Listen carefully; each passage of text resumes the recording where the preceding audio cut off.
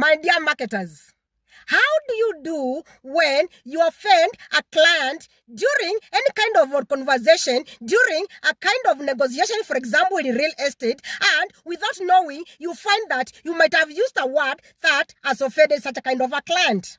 What do? Do you just say, Mr. Smith, I'm sorry? In fact, you could lose such a kind of a client by just saying that you are sorry, just like that. Saying sorry is not enough. You must mean what you say.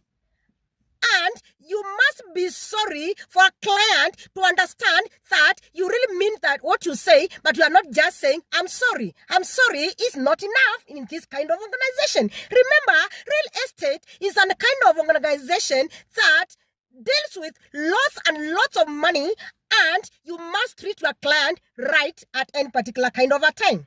So in this case, let's smile and see the best way possible when apologizing to a client when you mean it as a real estate kind of a marketer. Number one, when you're apologizing to a client, you must, number one, acknowledge your mistake.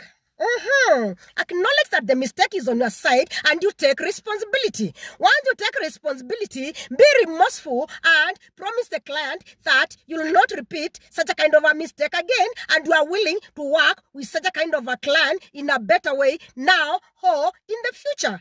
And again, you must offer to repair the kind of damage that you have caused to such a kind of a client. And you know what? By observing those four elements, when apologizing to a client, you'd be in a best position and with dealing such a kind of a client, and this will be a happy kind of a client, and you could turn such a kind of an apology for that client to just laugh to deal with you in the future, if not immediately.